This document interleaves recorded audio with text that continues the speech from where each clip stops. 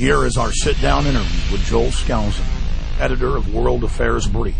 Skousen was the chairman of the Conservative National Committee in the 1980s and the executive editor of Conservative Digest. Skousen talks about the hidden power structure who control the politicians of both parties from behind the scenes, the nature of the manipulated press, the reality behind the Tea Party, and the ongoing conspiracy to complete a one-world dictatorship. I'm Joel Skousen, editor of World Affairs Brief. I'm a political scientist by training, was the former chairman of the Conservative National Committee during the Reagan administration, and have been active ever since in trying to alert people to what's going on in the world.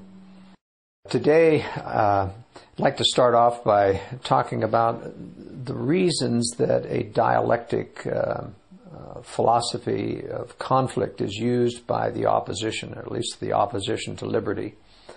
I think this is very important to understand that there is real systematic good and evil in the world. It isn't just happenstance that someone turns out to be evil. There is systematic evil in the world, meaning it's self-generating, it continues, it picks people to follow along. Goodness, in contrast, is not that way. We try to raise good children, but we essentially allow people to follow the path that they want to follow. But evil isn't that way. Evil wants to progenitor it, and it uses certain techniques to do this. And one of them is the dialectic. The dialectic is where you create crises in order to induce good people to do things or accept things that they wouldn't ordinarily do. The reason for this, that you need to deceive people, and in all of this, we're talking about the Tea Party deception, we're talking about the deception of political parties. We need to understand that deception is something that has always been with us in the world and always will because of this systematic battle between good and evil. But there is a systematic good as well, and that is the role of conscience in people. And it's because certain people can sense that something's wrong, that evil has to use deception and dialectic in order to get people to do things in spite of conscience, in spite of sensing that something's wrong. In essence, when you create a big enough crisis, there's a feeling of panic. We have no choice. We have no power to resist. There's this feeling of futility. So even though people can sense what's right in conscience, they don't act according to it, or they follow along the path of least resistance because of the severity of the crisis. That's the reason why evil uses crises to change the world. When I was growing up, I was first exposed to the writings of my uncle, W. Cleon Skousen, who wrote The Naked Communist.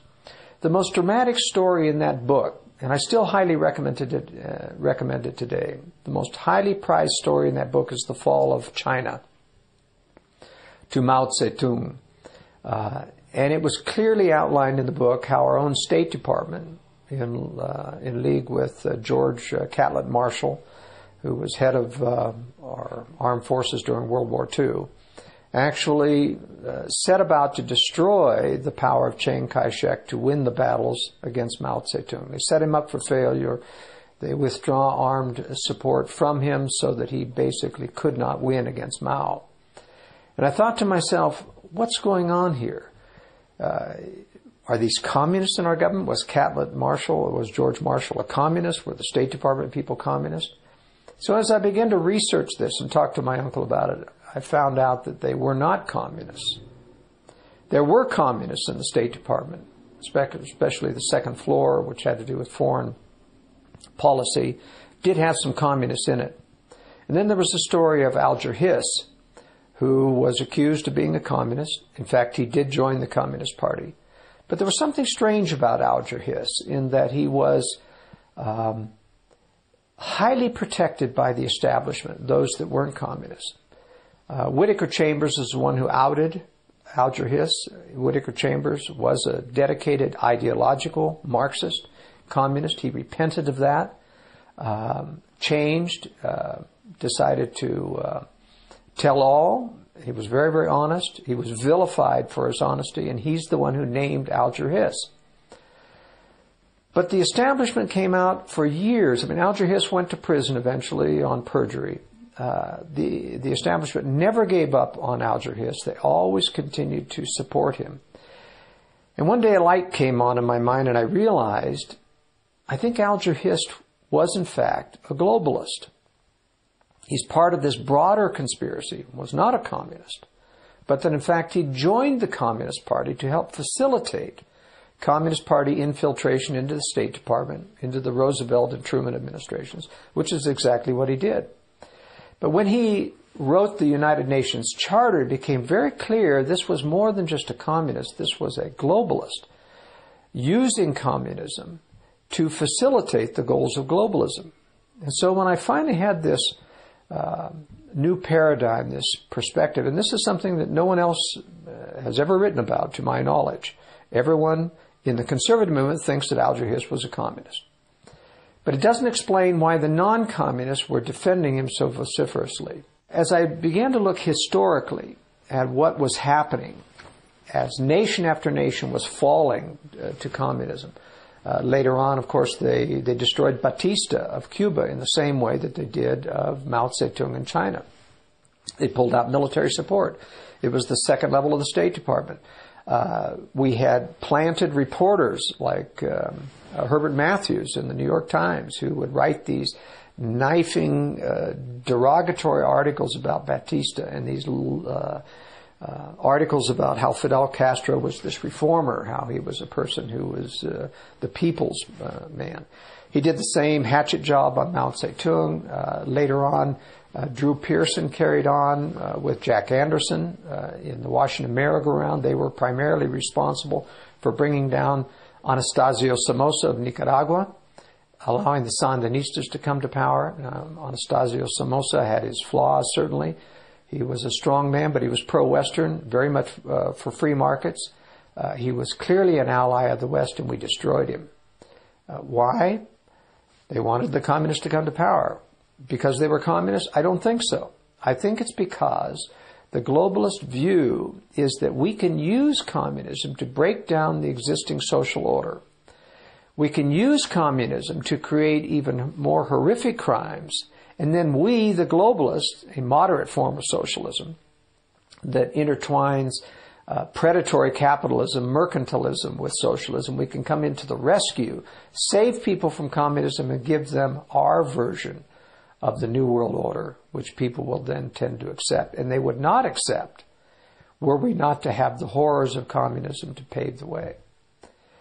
So that's what I feel is the important thing to realize, is that communism, socialism, Fabian socialism, and there are tens of other variations of enemies to the free market are all promoted to one degree or another.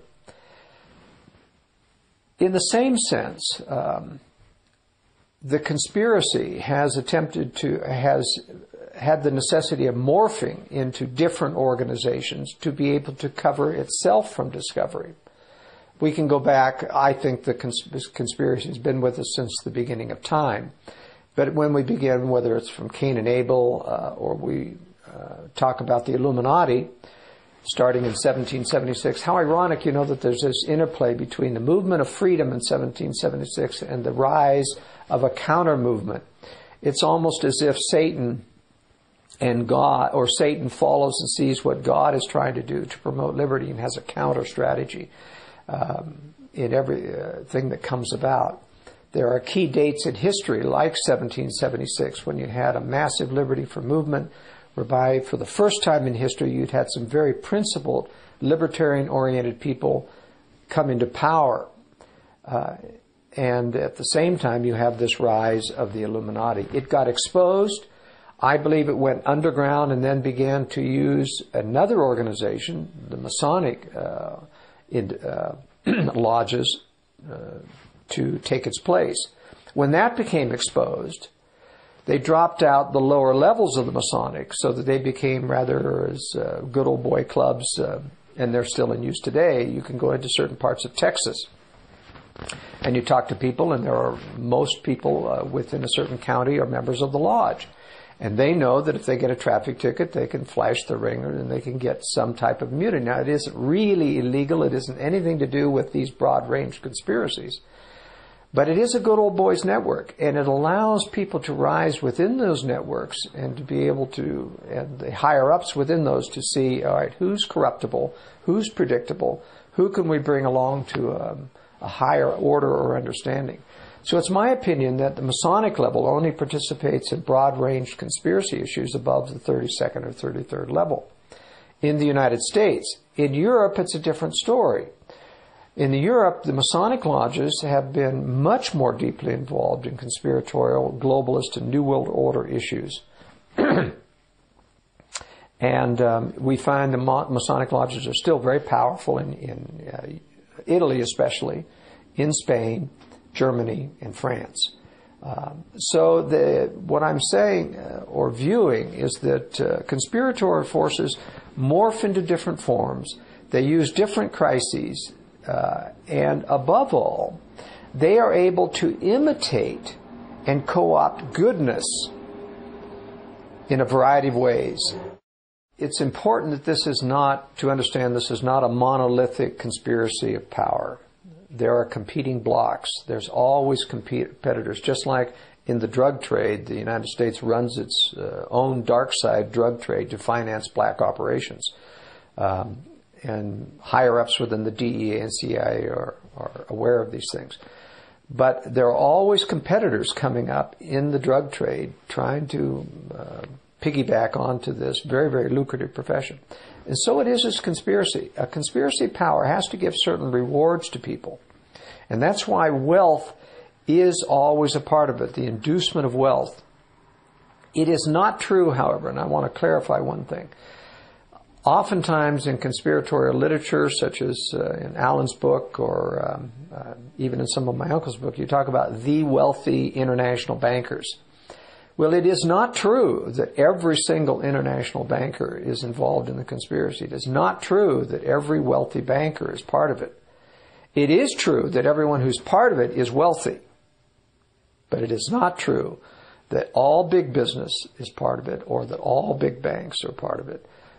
Almost all are now because they don't like competition and they tend to try to co-opt.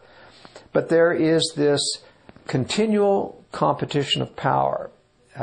In the world scene, I believe that there are three predator centers of power. I believe the most powerful and the longest running structure of conspiracy to undermine liberty is what we call the Anglo-American power center. Centered primarily in London, but now has got most of its power transferred over to New York and the United States just because that's where most of the wealth is.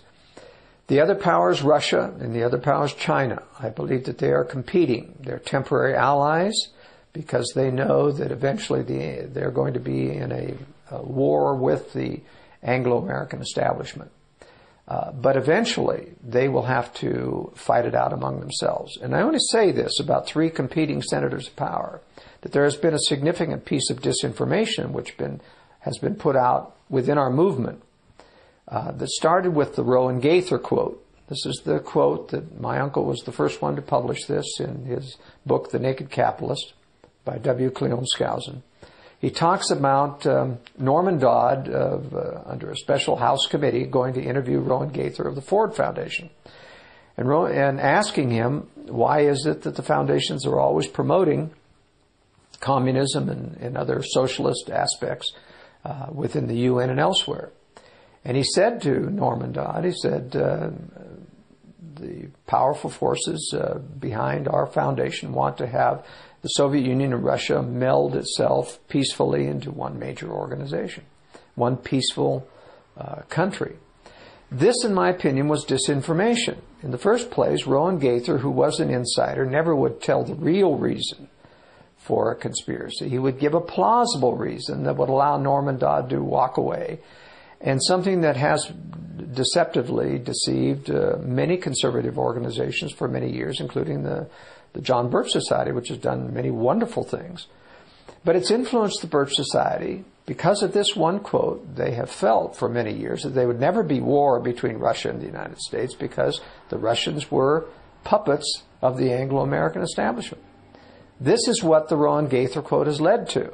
That if in fact that the foundations and the powers that be behind the foundations are in control, and that they're controlling both Russia and the United States, there wouldn't be war between them.